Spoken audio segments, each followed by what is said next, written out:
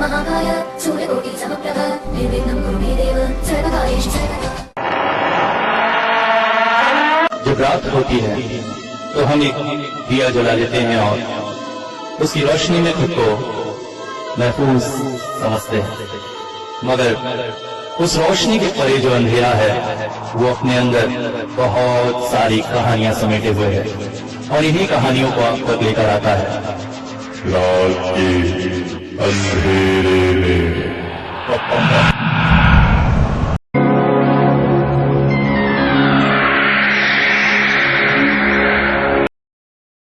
Hello, नमस्कार, आदाब, सत श्री अकाल दोस्तों, कैसे हैं सभी दोस्तों। अभी भी कुछ लोग मुझसे कॉमिक्स ट्री यानी कि मेरे दूसरे चैनल की लिंक मांग रहे हैं, तो भाई हर स्टोरी की डिस्क्रिप्शन में मैंने उसका लिंक डाल के रखा है and just opposite comics tree के हर स्टोरी में मैं रात के अंधेरे में का लिंक डाल देता हूँ, तो आप लोग उस लिंक से जाकर उस चैनल को भी देख सकते हैं, सब्सक्राइब कर सकते हैं। उस चैनल में भी आपको बहुत मज़ा आएगा।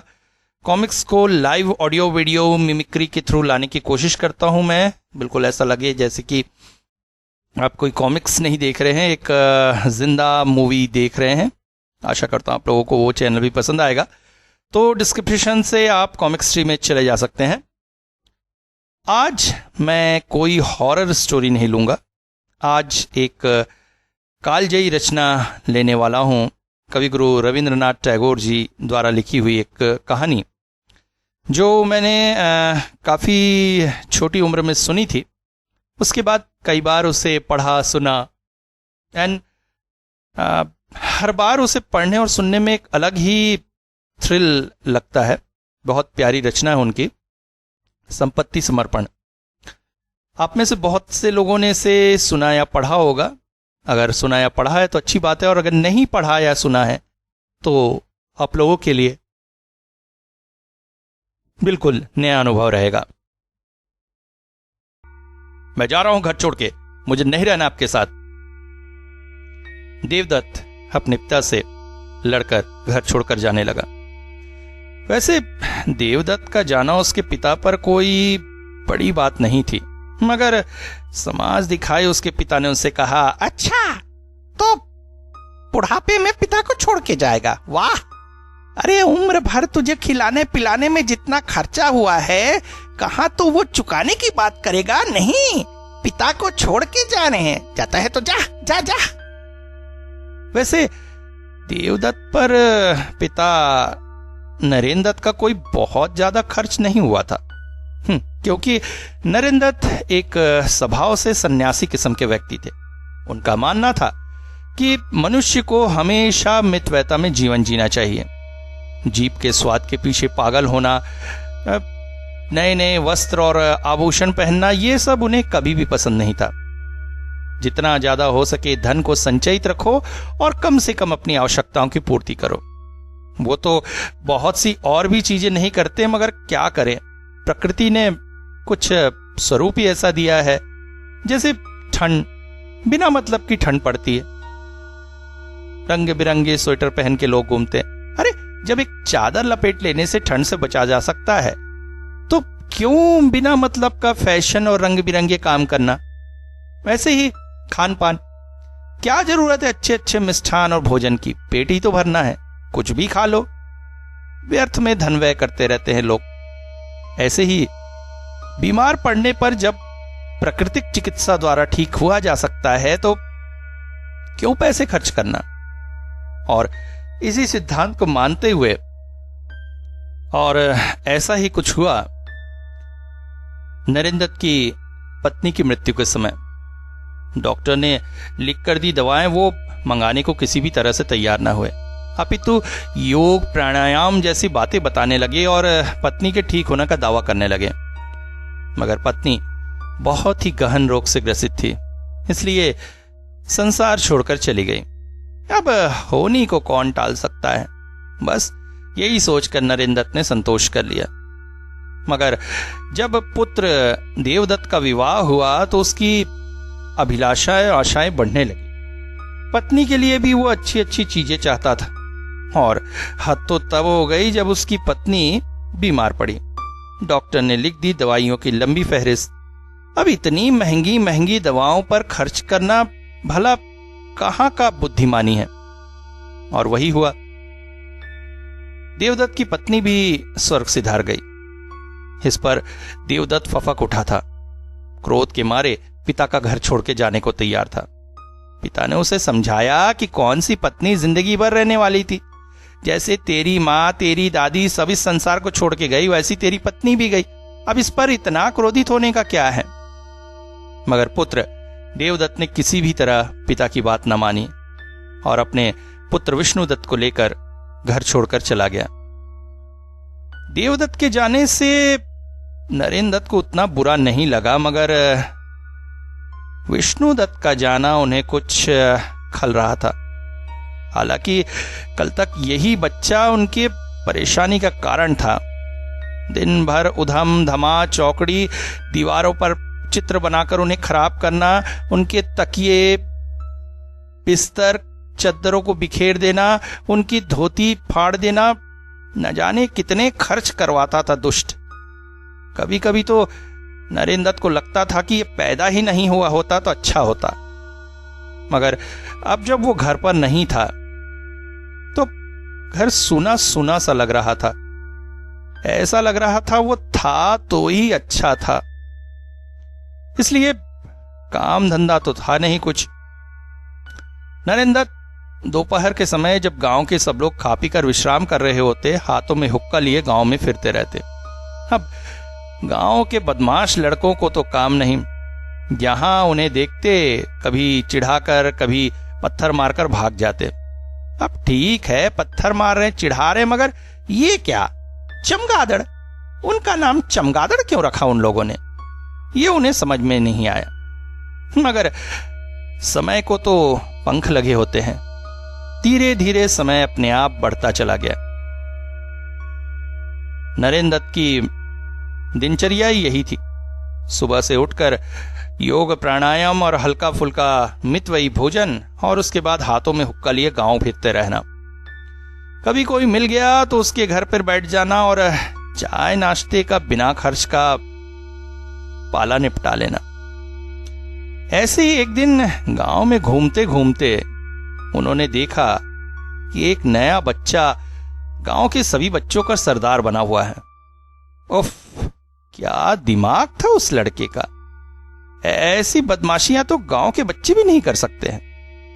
बड़े प्रेम से वो नरेंद्र दत्त के पास आया, कांधे पर एक चादर रखे हुए। पास पहुंचते ही उसने चादर जोर से झटक दिया। चादर में से निकली एक गिरगिट सीधा आकर गिरी नरेंद्र दत्त के ऊपर। चौंक पड़े थे नरेंद्र दत्त। अगले ही पल उनके शरीर से झटके जाने पर गिरगिट तो भाग गई, मगर लड़कों के लिए यह बहुत ही हंसी का तमाशा जैसा हो गया था। वो कूद कूद कर हंस रहे थे और नरेंद्र दत्त उन्हें गालियां दे रहा था। तभी अचानक नरेंद्र दत्त के कांधे पर रखा गमछा गायब सा हो गया और अगले ही पल उन्होंने देखा उस नए बच्चे की पगड़ी के रूप में उसके माथे पर शोभा पा रहा था। एक पल को चिढ़ लगने के बाद भी पता नहीं क्यों नरेंद्र दत्त को बड़ा अजीब लग रहा था वो बच्चा। अचानक ही घप से उन्होंने उसे पकड़ लिया। कौन है रे? कौन है तू? है? किसका लड़का है? मैं इस गांव का नहीं हूं। अच्छा, बाप का नाम क्या है तेरे? नहीं बताऊंगा। क्यों? मैं घर से भाग के आया हूं। क्यों? क्यों भाग के आए? पिताजी मुझे पाठशाला भेजना चाहते थे। मेरा पढ़ने लिखने में मन नहीं लगता है। तो मेरे यहां रहेगा? नरेंद्र दत्त को उस बालक में ही अपने नाती विष्णुदत्त की छवि दिखाई दी। वो उसे अपने घर ले गए।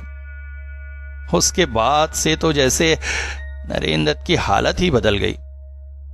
पागलों की तरह गांव गांव घूमने वाला नरेंद्र दत्त अब घर पर ही रहता। हमेशा उस बच्चे के साथ खेलता और कोलाहल करता रहता था। गांव के लोगों के लिए ये एक आश्चर्य का विषय भी बनता जा रहा था। कुछ लोग तो उस बच्चे से चिढ़ने भी लगे थे। सबकी यही इच्छा थी कि जहां से वह आया है वहीं चला जाए। इसलिए कुछ लोगों ने उसके घर वालों की भी खोजबीन करने की कोशिश की। एक दिन अचानक नरेंद्र उस बच्चे से बोला, तुझे छुपने का बड़ा शौक है ना? हाँ, तुझे ऐसी जगह छुपाऊंगा कि कोई नहीं देख पाएगा। हाँ, अरे वाह, बहुत मजा आएगा। हाँ हाँ, और ये सारा धन मैं तुझे दे दूंगा। मुझे अपना सारा धन? हाँ, एक पैसा भी आप यहां से नहीं लोगे? नहीं नहीं, सब तेरा। हाँ, अच्छा। बालक बड़ा आश्चर्यचकित हुआ। छुपने की नई जगह मिलने के नाम से वो बेहद खुश था। दोस्तों के साथ खेलने के बड़ा मजा आता। कौन बालक नहीं चाहेगा कि ऐसी जगह छुपे जहां कोई उसे खोज ना पाए। ऊपर से इतना सारा धन उसे मिलने वाला था। मगर एक बात है। क्या? तुझे कसम खानी होगी कि जब भी मेरा बेटा, पोता, उसका बेटा या हमारे खानदान से कोई भी आकर तुझसे मांगेगा तो सारा धन दे देगा। बालक थोड़ा आश्चर्यचकित हुआ। जहां तक गांव वालों से पता चला था, इस व्यक्ति की तो संतान नाम की कोई चीज नहीं थी। सो पैसे आकर कोई मांगेगा ये तो हो ही नहीं सकता है। मतलब सारा पैसा उसका। इधर गांव में सुनते सुनाते एक बात भी उड़ी थी। कोई निताई पाल नाम का व्यक्ति है जो अपने बच्चे महेंद्र पाल को ढूंढता फिर रहा है। जैसे ही उस बालक के कानों में यह बात पड़ी, वो घबरा सा उठा।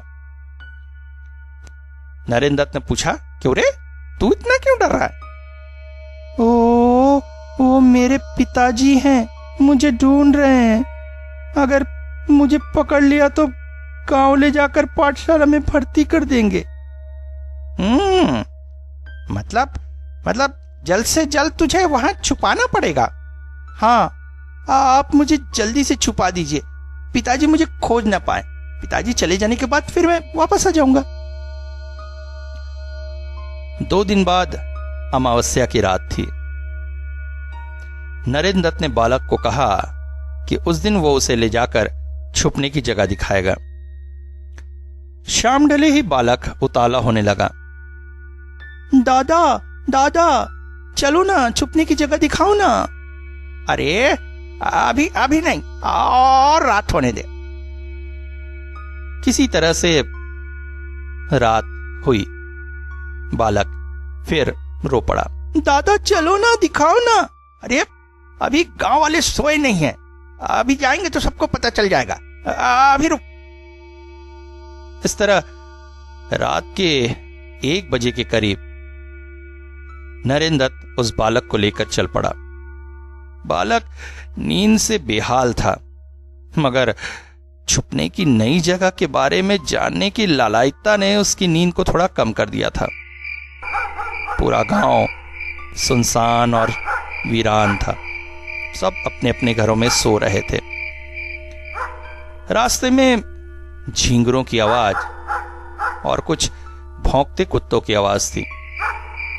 सन्नाटे को चीरते हुए 2 इंसानी कदमों की आवाज बढ़ी चली जा रही थी। काफी देर तक चलने के बाद बालक पूछ बैठा, दादा कब आएगी वो जगह? बस आ गई, ओ उधर जाना है। दोनों एक वीरान से पुराने मंदिर के पास पहुंचे। बालक के लिए यह कोई नई बात नहीं थी, क्योंकि जब से घर से भागा था, न जाने कितनी रातें उसने इस तरह के खंडहर और वीरान जगहों पर बिताई थी।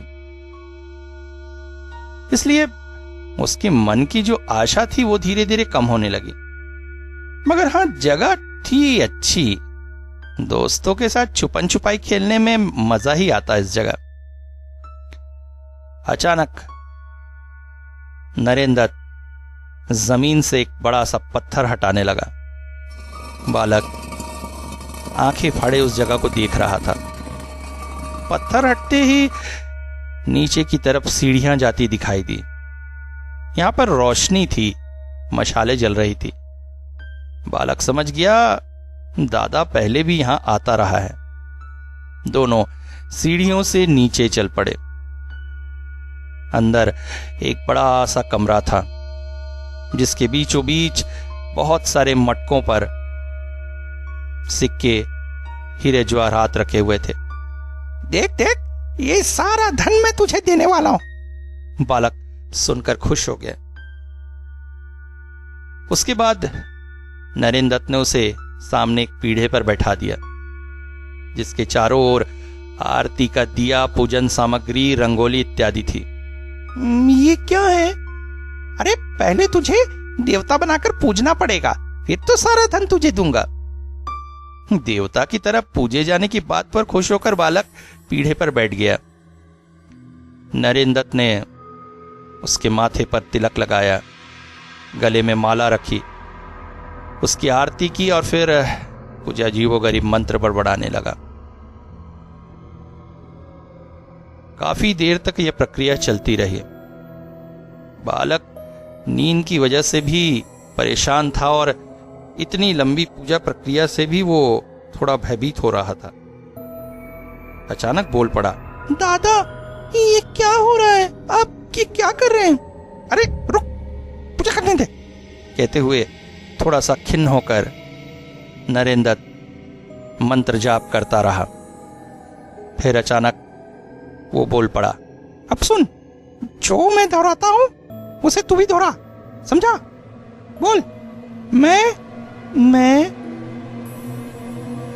नरेंद्र दत्त, उसके पुत्र देवदत्त, उसके पुत्र देवदत्त, उसके पुत्र विष्णुदत्त, उसके पुत्र विष्णुदत्त, उसके पुत्र या उसके वंश में से किसी के भी, उसके पुत्र या उसके वंश में से किसी भी व्यक्ति के आकर मांगने पर यह धन उनके अधीन कर दूंगा, यह धन उनके अधीन कर दूंगा।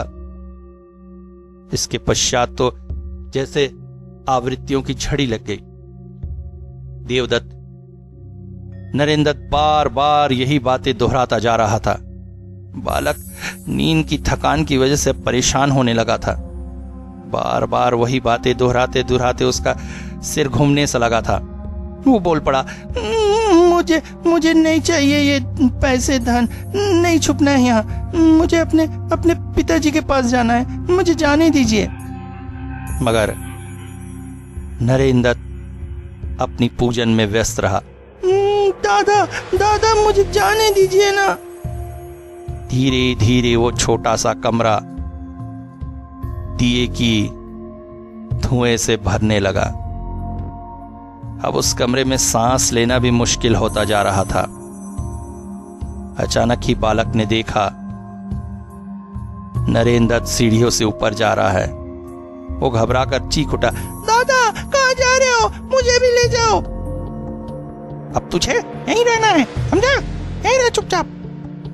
कहते हुए नरेंद्र दत्त चल चल सीढ़ी से बाहर चला गया। बालक चीख पड़ा, दादा मुझे पिताजी के पास जाना है, पिताजी मुझे यहाँ से ले जाओ ना, ये दादा बदमाश है, मुझे छोड़ना है, मुझे ले जाओ ना। नरेंद्र दत्त ने आखिरी बार उस बालक की तरफ निहारा और फिर जमीन के ऊपर उस बड़े से पत्थर को ढकेल कर ढक दिया। इसके बाद मिट्टी खोद खोद कर वो उस जगह को पाटने लगा। एक बार उसने रुककर कान लगाकर सुना। बालक के रोने की आवाज अभी भी आ रही थी। पिताजी मुझे यहाँ से ले जाओ, मैं आपकी हर बात मानूंगा, मुझे ले जाओ ना। काफी देर तक कान लगा के सुनने के बाद अचानक किसी चीज के गिरने की आवाज आई। नरेंद्र दत्त निश्चिंत हुआ। जमीन को और अच्छी तरह से पाट कर वहां से जाने को मुड़ा ही था कि अचानक उसके कानों में पड़ी बच्चे के रोने की आवाज। पिताजी मुझे ले जाओ यहाँ से, मुझे यहाँ नहीं रहना, मुझे आपके जाना है। चौंक पड़ा नरेंद्र दत्त। एक बार फिर से जमीन पर कान लगाकर सुनने की कोशिश की। हाँ हाँ, अभी भी आवाज आ रही थी बच्चे के रोने की। पिताजी मुझे ले जाओ ना, मुझे अब मंजूर है, मैं स्कूल जाऊंगा, पढ़ूंगा, बस मुझे यहाँ से ले जाओ ना। घबराया हुआ नरेंद्र दत्त तुरंत घर की ओर लौट गया। अगली सुबह दरवाजे पर दस्तक हुई। जैसे ही द्वार खोला, सामने उसका पुत्र देवदत्त खड़ा था। पिताजी, मेरा बेटा आपके पास है, गांव वाले बता रहे थे, वो घर से भागकर आपके पास आकर छुप गया है। क्या, तेरा बेटा? हाँ, आपका पोता विष्णुदत्त। यहां से जाने के बाद मैंने अपना नाम बदल लिया था। आपको तो सभी पहचान, इसलिए मैंने अपना नाम निताईपाल रख लिया था और बेटे का नाम महेंद्रपाल। कुछ लोगों ने बताया वो आपके पास है। सुनकर जैसे नरेंद्र दत्त को समझ में नहीं आया कि वो क्या करे। अपने बेटे का हाथ पकड़कर पागलों की तरह दौड़ता हुआ वो गांव के बाहर उस जंगल में बने मंदिर की ओर चला गया। जमीन पर हाथ मारकर देखने लगा, मगर जमीन इस तरह से पाट दी गई थी कि कहीं से भी समझ में नहीं आ रहा था कि आखिर वो रास्ता कहां से अंदर जाता है। अचानक उसने जमीन पर कान लगाया। पिताजी मुझे ले जाओ ना, मुझे यहाँ नहीं रहना है। घबरा कर कान हटाकर बेटे से बोला, या कान लगा, कुछ सुनाई दे रहा है। बेटे ने कान लगाया। कहां? यहां तो कोई आवाज नहीं। हाँ, आवाज है, आवाज है, यही आवाज है। इसके बाद नरेंद्र दत्त पागल सा हो गया। पूरे गांव में पागलों की तरह भटकता फिरता था, जहां तहां जमीन में कान लगाकर आवाज सुनने की कोशिश करता और कुछ लोगों को कहने की कोशिश करता, मगर उसकी जबान रुक जाती थी। धीरे धीरे समय बीतता गया। एक दिन नरेंद्र दत्त बेहद बीमार हो गया। बीमारी के घोर में अचानक चीख पड़ा, मेरी सीढ़ी किसी ने छीन ली है। अब मैं नीचे कैसे जाऊंगा? वास्तव में समय ने उसकी सीढ़ी छीन ली थी। कुछ ही समय बाद नरेंद्र दत्त की मृत्यु हो गई।